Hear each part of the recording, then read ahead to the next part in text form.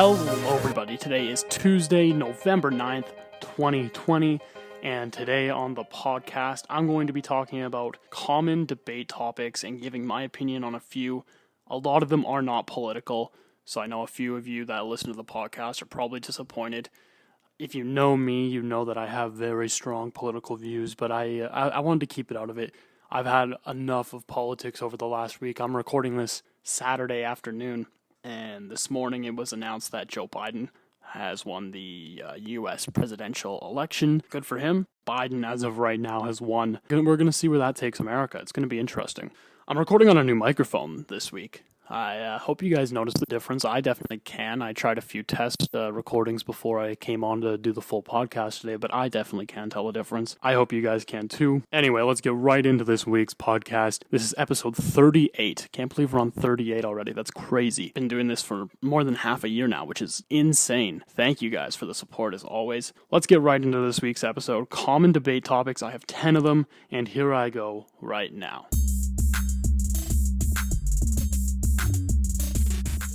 Alright, so common debate topics. The first debate topic that I have is chocolate ice cream or vanilla ice cream. And this one, to me, is a no-brainer. If you choose vanilla ice cream over chocolate, what is wrong with you? I understand some people don't like chocolate, but still, the fact that someone would choose vanilla over chocolate is just crazy to me. I just hit the stand that my mic was on, so that's fun. I definitely prefer chocolate. Vanilla is okay. You can obviously do a lot more with vanilla. I just prefer chocolate, though. Chocolate has a better taste overall. Number 2, the drinking age should be 18. Now, obviously, I got a few of these off of American sites. It is 18 here in Manitoba, and I think 18 is perfect where it's at. If you can go off to war for your country, then you should be allowed to have a drink. That's my opinion on it. You can go and fight for your country. You should be allowed to go have a drink legally. 18 to me is the perfect age to be legal to start drinking, go into bars, buy it at liquor stores, stuff like that. I think you're mature enough by then, and people drink it before 18 anyway, so what's the big deal? A lot of kids nowadays, they already have experience with alcohol before they're even 18, so 18 is definitely not too young in my opinion. Number 3, social media has improved human communication. I have to disagree with this one. I don't know if I really disagree per se, but I don't agree that it has improved human communication. I think, of course, social media has helped you connect with loved ones that are far away. Obviously, you meet new people on the internet that you likely would have never met otherwise. But in terms of actual face-to-face human communication, I think it's totally destroyed it. Think about, and I'm just as guilty as anyone on this, so think about how much time you spent on your phone the last time you were with your friends. The answer is probably a lot. Luckily with me and my friends, in the summertime we spent a lot of time swimming, playing basketball, stuff like that, so we couldn't really be on our phones. If you think about every other time, a lot of people, and like I said, I'm not trying to say that I don't do this, I definitely do. But a lot of people, they go on their phones more than talk in person, which is crazy. Crazy to think. So no, I don't think social media has improved human communication. It has its pluses and minuses, for sure. I believe that it's great for long distance. If you have family that lives far away, stuff like that. It's great to see what your friends are up to, but not in terms of human communication. It has not improved it, I don't believe. Number 4, excuse me, I just hit the stand again. Should bottled water be banned? No, it should not, is my answer to this. And my explanation is very simple. You don't want to buy it? Then drink it out of the tap. It really, if you don't agree with bottled water being available for purchase, then don't buy it. It's as simple as that. I honestly don't know what else to say here. Why shouldn't it be available for sale? They're saving me from having to go and put it in a bottle. If you don't like it, don't buy it. It's like everything else. If you don't like it, then don't do it. Don't buy it. Don't watch it. Just because you don't like it doesn't mean you have to complain to everyone else about it. Bottled water, that is a stupid debate to me. And people that are like, oh, you're drinking out of a plastic bottle? Like, yes, I am, because I can. Number 5, do we give children too many trophies? This one, to me, is pretty simple as well. I think the answer is yes. Why should a kid get a trophy if he or she loses? We're teaching kids that losing... We got to teach kids that losing is a part of life. And when you're handing out participation trophies, left and right to every single kid, even if they lost, that's not teaching them that valuable skill. Think about when you get into the quote-unquote real world, when you have to have a job and you go in for an interview and you don't get that job. If you haven't thought about losing or not getting, not getting an award every time you do something, and you don't get that job, it's going to be a shock. They might not know how to handle it. That's the scary thing to me, is we're teaching these kids that you get rewarded even if you lose. No, I don't think that's how it should be. If you win, you should get rewarded. Number 6, can money buy happiness? Now, I know this is a common debate topic. Not so debates, but people like to debate this, like not actual full-on debates, but they like to talk about this topic. I do believe that money can buy happiness. If you have more money, you're going to be more happy. I would love to see a study done on this. The happiness level of a family that makes a lot less money, and then the happiness level of a family that makes more money. Now, you tell me who's going to be more happy. I already know that the family with more money is going to be more happy. There's less stress. You don't have to worry. Money can buy happiness. Now, don't get me wrong. When I say this, I don't mean that I don't appreciate everything that I have. I appreciate my girlfriend. I appreciate my friends. I appreciate my family. And they do make me happy. But just imagine if you had all the money in the world, how much more happy you would be. And frankly, if anyone says otherwise, I totally disagree with them 100%. Number 7, should the voting age be lowered? Absolutely not. And the idea is quite stupid to me. When you're young, you don't understand all of the impacts of taxes, other policies, and we're seeing it right now. Even adults, all that they see is what they see on social media, which is a scary, scary thought. People our age, 18, even early 20s, they see something on social media, they instantly believe it, they don't do any research. Frankly, it drives me freaking nuts. And we've seen it a lot in the past couple of months. Everyone knows exactly what I'm talking about. The fact that I've seen many places on Twitter, other places on websites when I was doing research for this podcast, that people want the voting age to be lowered to 16. So you're not going to let kids legally drink at 18, or at 18. But you're going to let them vote and decide on who should lead the country. That to me is really, really stupid.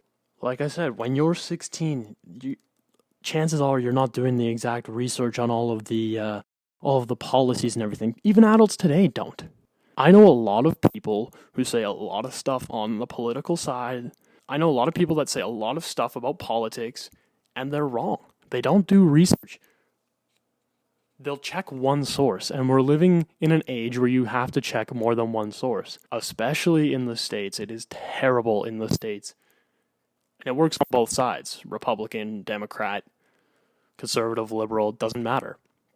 If all you're going to for your news is a conservative site, then you're going to get conservative views. If all you go to is a liberal site for your news, then all you're going to get is liberal content. So what I try to do myself, so that I can make up my opinions on my own, I go to a conservative site, and then I'll go to a liberal site, and then I'll try to find one that's down the middle, if it's something I'm really interested in. But no, the voting age should not be lowered. 18 is perfect. 18, when you become an adult, that's when you should be allowed to drink, when you should be allowed to vote. I think the driving age is perfect. I saw someone on Twitter complaining that the driving age should be 18, and I don't get that. When you're 16, you're mature enough to operate a motor vehicle. You're old enough to drive. Plus, that teaches you something in life. If you have to buy your own car, which a lot of people don't, which is beyond me. When I got my car, I wanted to make sure I paid for it. I totally forgot where I was going with this. But, oh yes, buying your own car, it teaches you that extra level of responsibility. Now, I'm going off on a total tangent here. But when you're 16 and you buy your own car, you're going to treat that car very, very well, or at least I have with my car anyway. But if you have a car given to you, and I'm not trying to call anybody out here, trust me, I don't even have anyone in mind when I say this, but it's just a kind of how I feel that if you have something given to you, you're not going to treat it with the same amount of respect as if you have something that you bought yourself.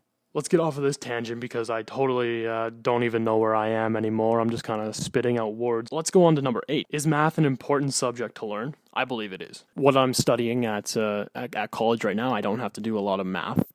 So maybe I'm maybe this is stupid for me to argue, but I do think math is an important subject to learn. I didn't take essentials, and I kind of wish I would have, because I feel like what you learn in essentials is what you use in real life. But math is an important subject. I don't even think even just the math. I think you get a lot of life lessons out of taking math classes. I'll never forget, in grade 9, the math teacher, and everyone that went to school with me, you know who I'm talking about, the math teacher throughout high school. She told me, or she didn't tell me, but she told the class that if you don't do your work, if you don't study, then you're not going to do well in this course. Now, me being in grade 9, I thought, yeah, right, I'm still gonna do fine in this course. I learned very quickly that she was right, and that if you don't do the work, you're gonna get bad marks. So I started to ask questions in class, started to do homework, do all the questions, study for tests, and it's amazing that your mark goes up after that, right? When you're in grade 9, you think that the teachers don't know what they're talking about, and they're just trying to trick you into studying hard, and they want to see you suffer. But no, they want to see you succeed. That lesson carries over into real life, that if you work hard for what you want, you're going to likely achieve it. I think about that grade 9 math class quite often. I had a job interview this week, and I use that example in there as a lesson that I've learned, and that has really stuck with me throughout my life. I use that same example, and I'm forever thankful that I was taught that. Number 9, plastic bags should be banned. I don't agree with this. I think you should be able to use plastic bags. I reuse plastic bags at mine and Brooke's apartment. We use plastic bags as garbage bags. We'll reuse them. So I like to think we're not really doing any harm since we're reusing them. A lot of people think that any single-use plastics are evil.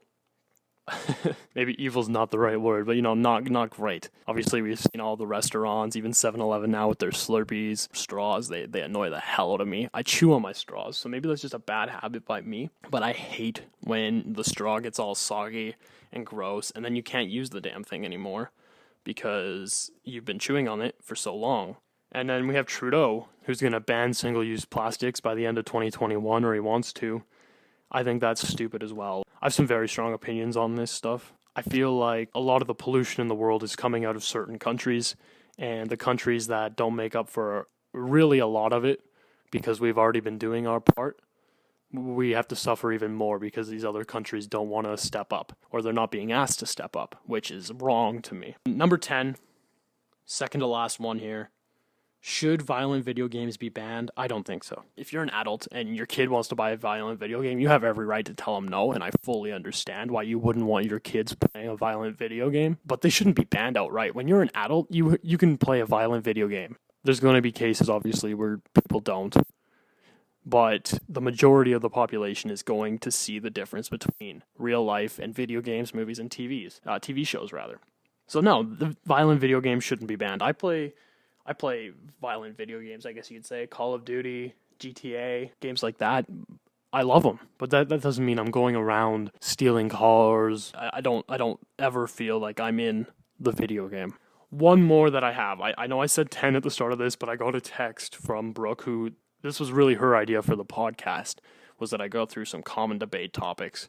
And I couldn't remember one, but I wanted to get recording this so I have enough time to edit and everything. The one that she wanted me to talk about was, should Christmas decorations be up before Remembrance Day? And no, I don't think so. I think it's very, very disrespectful. I support the troops 110%. If you're going to risk your life to defend the country, defend our country so I can enjoy the freedoms, I'm going to respect you 100%.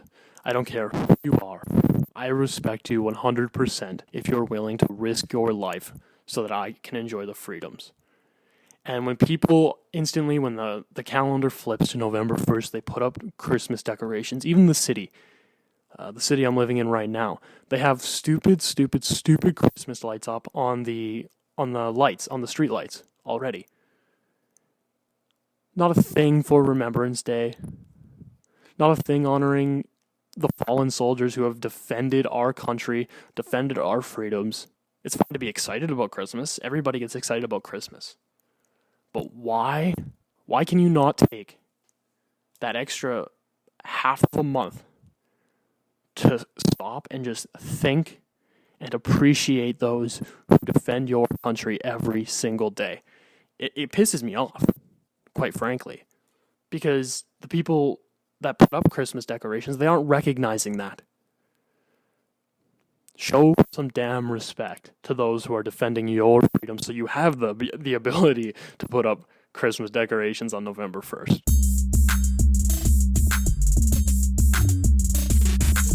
There you have it.